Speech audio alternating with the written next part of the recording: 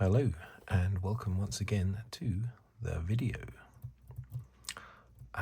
In this one, I thought I would, with how many days are there to go?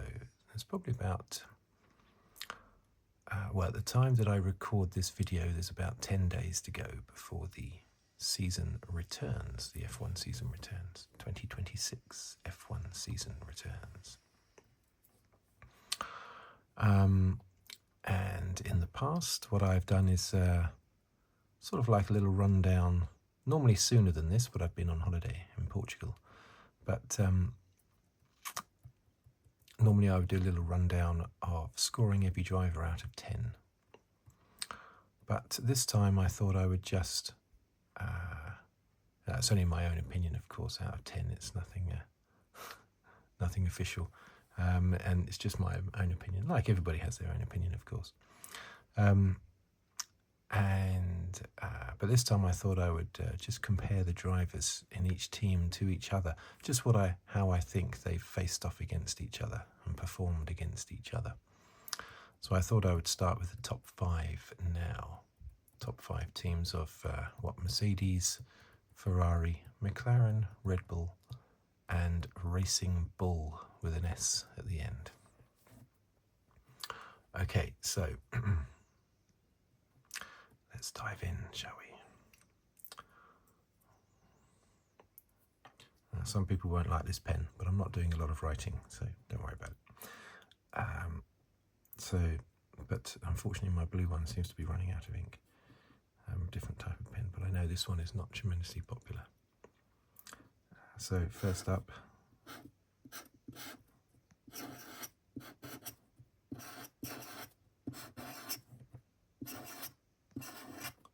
Mercedes, with, of course,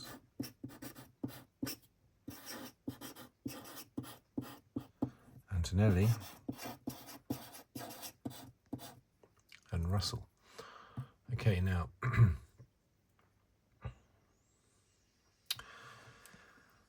straight up, first of all, I think most people, thought that Russell was going to comfortably win this face-off between the two this year.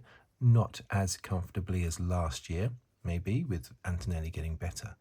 But I don't think anyone expected Antonelli to improve in the way that he has. It's amazing, incredible. Normally, from my own experience watching F1, what drivers get on top of first is their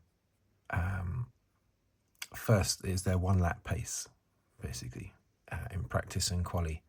But then in the race, they struggle with maintaining a high pace throughout the Grand Prix when they're inexperienced. Antonelli's the other way around. Well, he's not bad in qualifying, but he's sort of like equal with Russell in qualifying, you could say. Although he has had more poles, I think, than Russell this year, hasn't he? But anyway, they're roughly equal. But Antonelli, not only does he maintain his pace during the race, but he gets quicker and quicker as the race goes on, which is a sign of an experienced racecraft driver. So that's incredible how he's able to do that. Roughly equal in qualifying, but Antonelli just has the edge in ultimate speed. Not in the first part of a race, I would say. I would say they're pretty level the first part of the race, but he just has the edge. As the race develops, he seems to get faster, and he's always there. He just appears. Like many great drivers in the past, no matter what happens during the race, Antonelli's always in the mix. He comes back and he's always in the mix towards the end.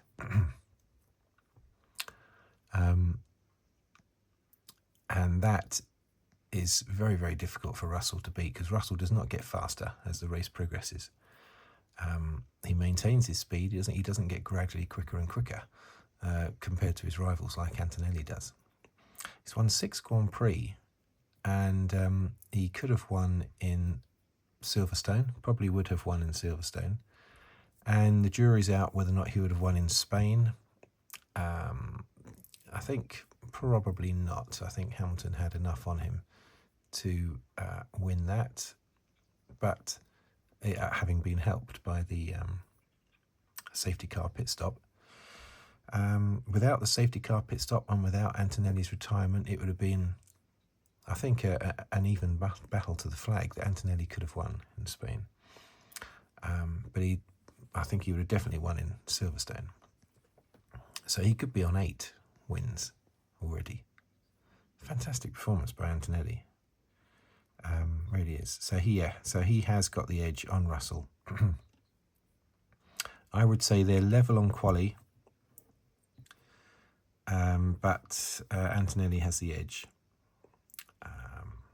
in racing, or the latter part of a race, basically, as the race develops.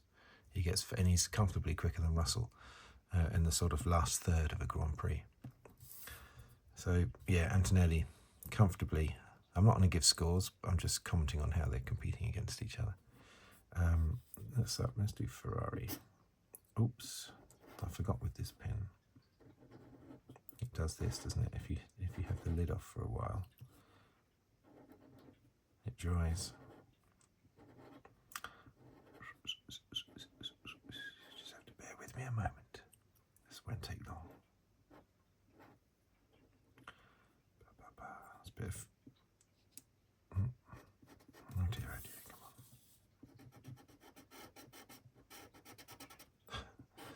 Okay. Right. Come on. You can do it. This is a new pen.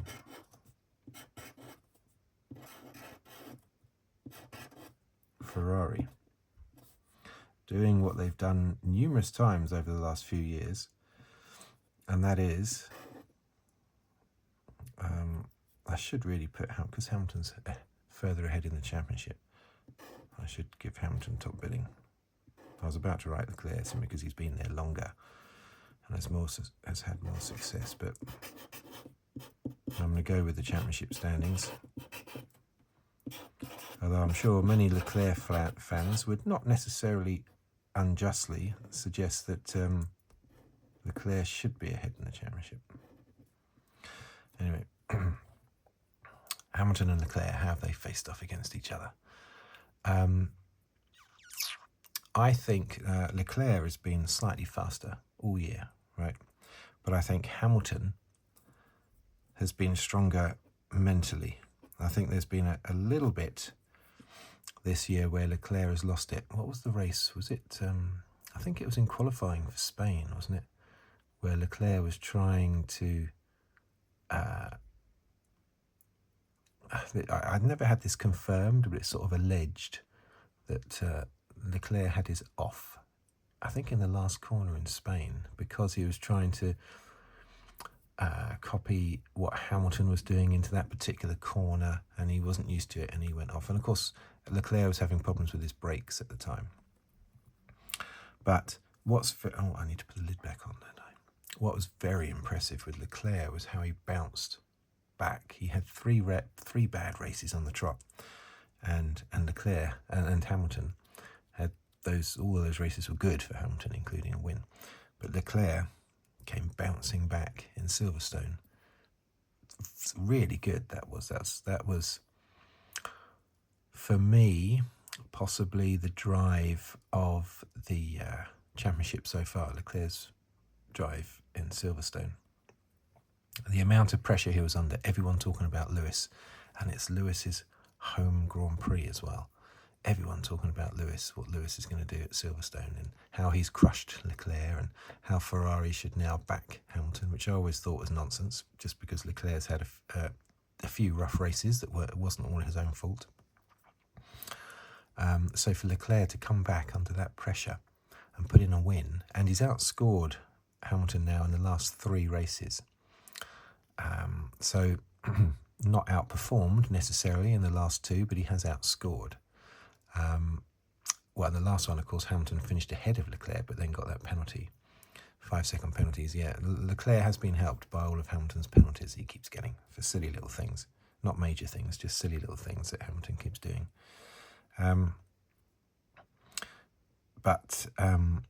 Yeah, that win in Silverstone, fantastic performance. But I think between the two, I think Leclerc has been a little bit faster.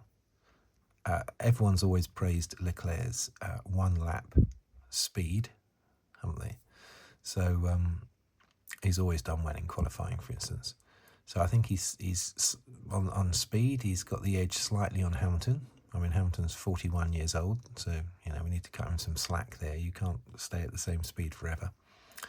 In his prime, Hamilton would have been quicker than Leclerc, but in my opinion, but this is not Hamilton's prime. But I do think Hamilton is stronger mentally this year, with the one caveat that Leclerc showed incredible mental strength in Silverstone. Of course, by then he was starting to get on top of his new brakes. Did he go to Carbon Industries or Brembo? Did he go from Brembo to Carbon Industries or Carbon Industries to Brembo? I think he followed Lewis to Carbon Industries, didn't he, from Brembo? And was trying to get used to them, I think. But anyway, I think they're fairly level.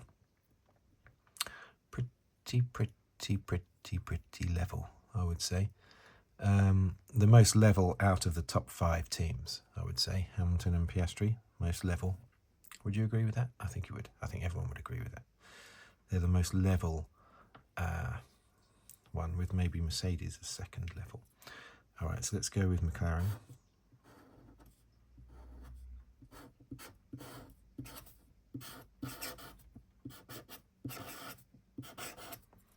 With their drivers of Norris,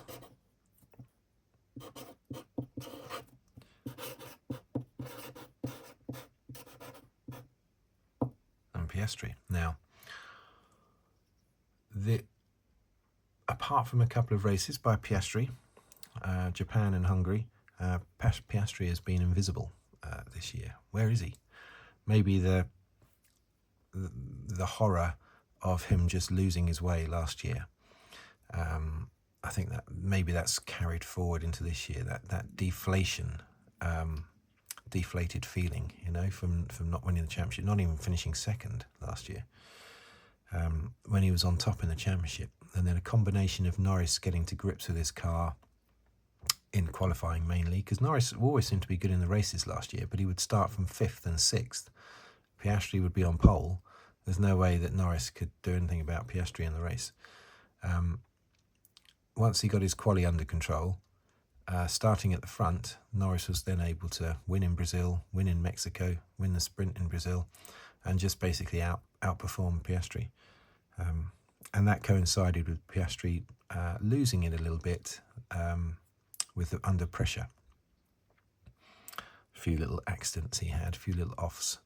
He was unlucky in the sprint race in Brazil to go off. That was just a bit of bad luck. He hit a wet patch that might or might not have been kicked up by Norris in front of him. I don't know. But and he had a nightmare at the start of where was it? Was it Azerbaijan? It's towards the end of the season. Was Azerbaijan towards the end of the season? But anyway, Piastri had a nightmare there, didn't he? In qualifying, crashed in qualifying, and then crashed in the race. I think that one. Anyway, some people will keep going on about Norris being favoured last year. Norris, I can assure you, 100%, even though no one can know 100%, I'm still saying 100%. There's no way that a professional team like McLaren would have. There's no way Zach Brown would say, "Hey, Norris, you drink the same drink as me when we go down the pub, so therefore I'm going to support you over Piastri." That's total nonsense. Piastri is the newer driver they brought in. He's the one they pinched from Alpine, from under the nose of Alpine. They were jumping up and down, clapping their hands with joy when they got Piastri. And I'm not surprised, because there was more fanfare behind Piastri entering Formula One than there was Norris. So they would have been ecstatic to get Piastri. And if for people that quote Monza last year as, oh yeah, Piastri was asked to move over. Yes, because Norris gave his pit stop to Piastri. And then it ended up being a bad pit stop. So why shouldn't they swap positions? And of course, we shouldn't forget. Oh, I just dropped the lid to my pen. Got it back. We shouldn't forget, whenever anybody says Monza 2025, I always immediately punch back with Hungary 2024. Hungary 2024. Norris in the hunt for the championship. Bit of a distant hunt, but he was. He was ordered and eventually gave the position back to Piastri to win the race. And that was for a win, not just for a second place like it was in Monza last year. Anyway, I'm going off-piste because it does frustrate me a little bit when people go on about Monza 2025 and completely ignore Hungary 2024. There's no way. I feel I had to defend McLaren's honour. There's no way McLaren are defending, supporting Norris over Piastri. Norris just got the better of his car last year, and Piastri struggled mentally, and that's why there was a swap around. In their performance, not by the team. This year, Norris is completely on top of Piastri, apart from Japan. There have been flashes where Piastri has shown good pace. He's still got it, basically. I mean, why not? He's only about 18, isn't he? So obviously Piastri still has it. But Norris, I think, has the beating of Piastri this year. Certainly in Hungary he did. He was comfortably quicker than Piastri. It was naughty of Norris to suggest that he, to even ask, I think was a bit cheeky, to ask to come in for his pit stop before Piastri. It's Piastri's choice in Hungary. And the team rightly said, no, Lando, it's Oscar's right to come in first if he wants to. Okay, that's not supporting Lando, is it? So they said, no, Lando, it's Oscar's choice. Anyway, Oscar was way slower than Norris at the Grand Prix. So with the rightful winner, it was unfortunate that Piastri retired, of course. Piastri should have been second in that race, but he was nowhere near quick enough to beat Norris on pace throughout the race, even though he was leading early on, having got past Norris. It was just terrible that Piastri retired. But yeah, Norris is comfortably quicker, and Piastri, I don't know. We can't say it's because he's too laid back. Because last year, when he was winning races in the first half last year, he was very laid back. Oscar was, and he was still winning races. So it's not. You can't say, oh, he's too laid back. That's why he's not doing. No, it's I don't know what it is, but Oscar is. I mean, McLaren have not been dominant at all this year, have they? So that's part of the reason why he's less visible. But Norris is definitely more visible this year than Piastri. Definitely has the beating of Piastri all this year. But who knows what will happen in the second half of the season. Norris came good in the second half of the season last year. So Piastri might do this year. But he is about 35 points behind Norris, I think. And Norris is 91 behind Antonelli. So Piastri's a little bit out of it championship-wise. And so is Norris, to be fair. Okay, Red Bull.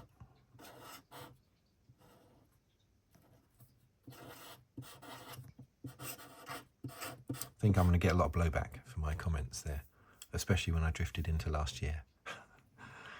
But I welcome all comments, but I wholeheartedly disagree with anyone who suggests that McLaren were favouring Norris. If you're a Piastri fan, be a Piastri fan, but, you know, that doesn't, because you're a Piastri fan, doesn't necessarily mean that we have to, you know, assert that McLaren was supporting Norris last year, because they weren't, I can assure you. Red Bull, so we got...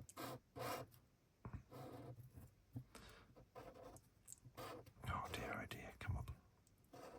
There we go.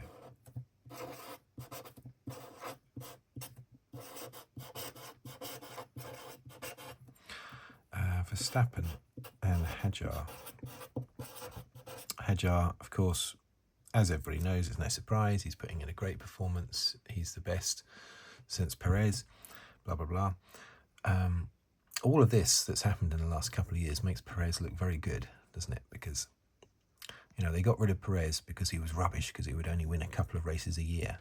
And they replaced him with drivers that could only manage a couple of points a year. But Hadjar is doing very well, obviously.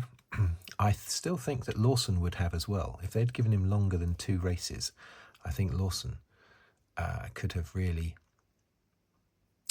been where Hadjar is now, because I think Lawson mentally was strong enough. I thought he was going into when he started at Red Bull. I thought, yeah, Lawson, they've picked the right one there. But I think the team were 50-50 on Lawson and Tsunoda. And because they were 50-50, it was easy for them to jump the other way to Tsunoda after a couple of races, which was a mistake. I said that at the time. I have no idea why they did that, because Tsunoda had already had years in Formula One and not really done anything.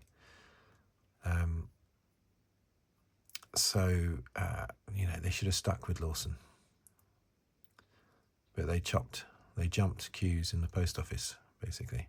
Jumped to post office queues too readily. Then again, of course, if they'd kept Lawson, then he might well have done well enough that they wouldn't have Hadjar now, and maybe having Hadjar is better. What would be great is to have Hadjar and Lawson. If Verstappen left Red Bull, then they should obviously replace Verstappen with Lawson. They should move him back.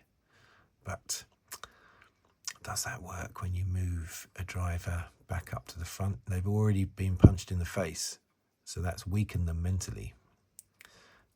You put them back into that seat, they're going to be a bit twitchy because they're going to think they're going to get punched in the face again. Anyway, this year Hadjar's done very well. Verstappen is still, of course, ahead of him in performance across the board. But there are times when Hadjar has he out-qualified? I think he has out-qualified Verstappen at least once.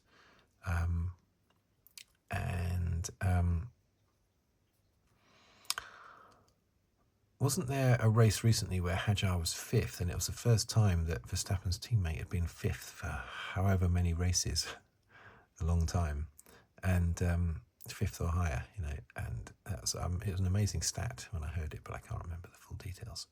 But Verstappen, despite Verstappen driving an absolute dog of a car, that's what he thinks anyway, he's still showing his class, basically, ahead of Hadjar, and against the rest of the field as well. That's partly because Verstappen is an extremely good driver and one of the best of all time, but it's also because I would assert that his Red Bull is not a dog.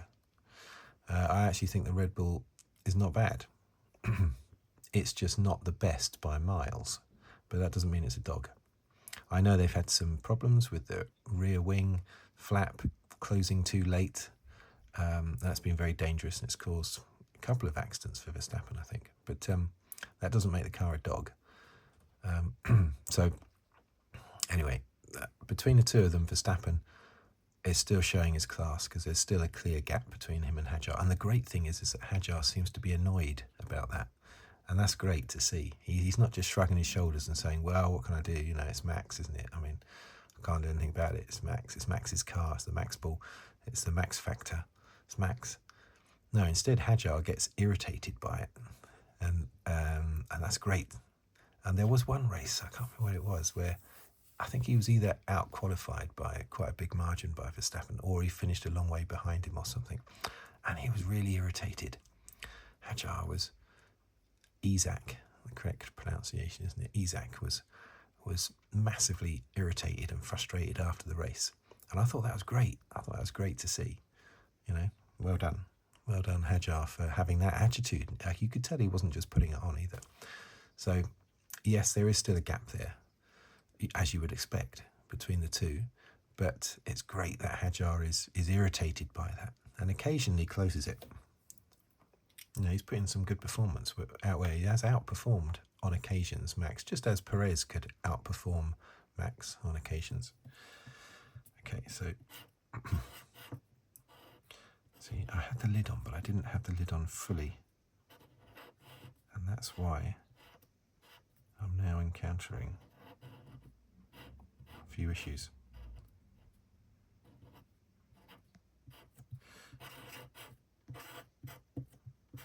Now, I will put the S in there, but don't expect me to pronounce it. As usual, I balk at pronouncing the S. Racing Bull with Lawson. Well, I've already bigged up Lawson, of course. And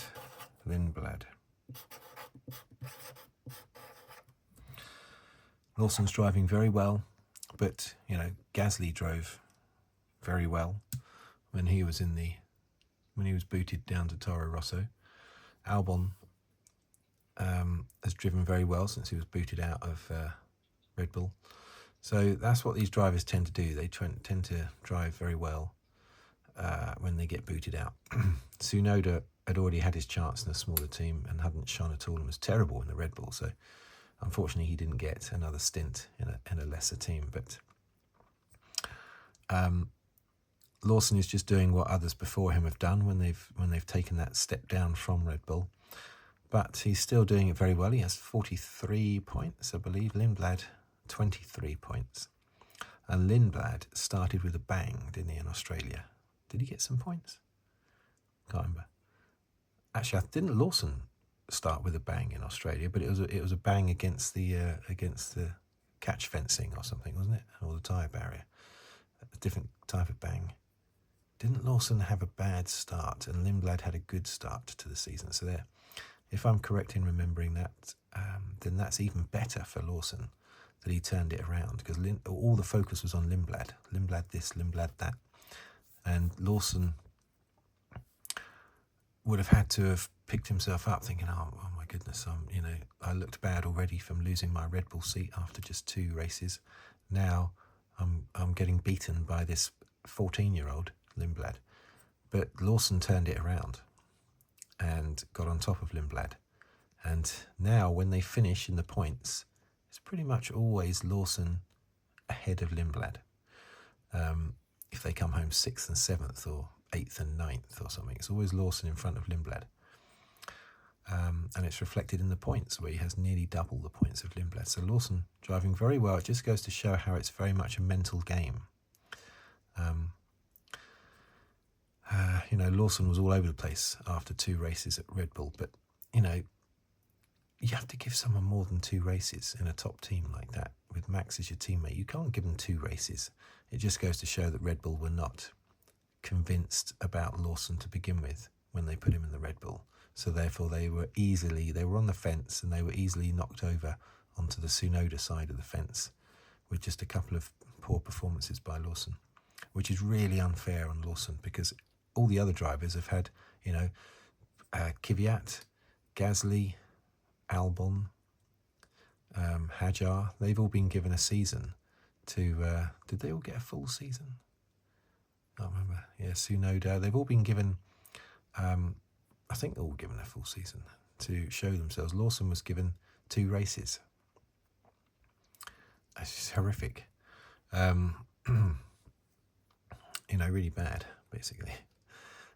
So I feel for him there, but he's picking himself up and he's looking good. But unfortunately, I think people will look at Lawson and think, yeah, he's really good in a lesser team.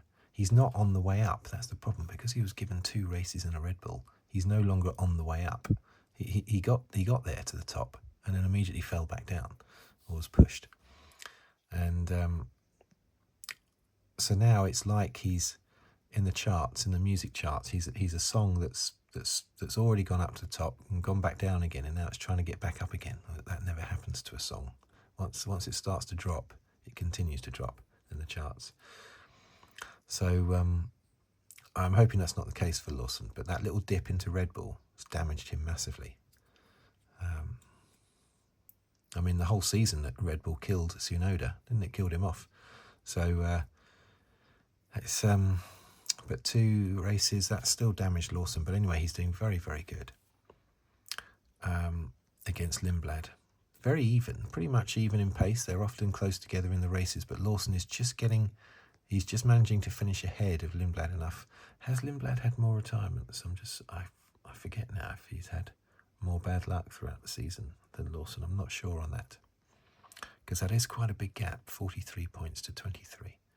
So maybe Lindblad's had a bit more bad luck. But anyway, from what I remember of where they finished in races, it's always been Lawson just ahead of Lindblad.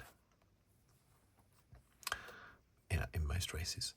So I think on speed, they're pretty much level. But I think Lawson just has the experience. He has a bit more experience, not a lot more, but he has a bit more experience. And so because of that, he is able to craft the slightly better results than Lindblad in each race. But on pace, I would say they're pretty even. Okay, so there you go. The only thing that's evil about this list is that S at the end of Red Bull. That's evil. I should get rid of that. So there you go. That's the top 5. I will probably do a video on the other 5, but this is the main 5. So I might do the top 5. I might not. Depends if I have enough time before the season starts again, a week after next, in about 10 days' time. Okay, so please comment. I'm expecting a few comments about Norris and Piastri, but yeah, please do. Please subscribe as well, because it costs nothing to subscribe, but it has a big impact on me, basically. And if you'd like to comment or like the video, or what's the other one? Oh yeah, leave a tip on the thanks button below the video. But anyway, thank you for watching. That's the main thing. But please subscribe if you can, if you don't already. Thank you very much, and goodbye for now.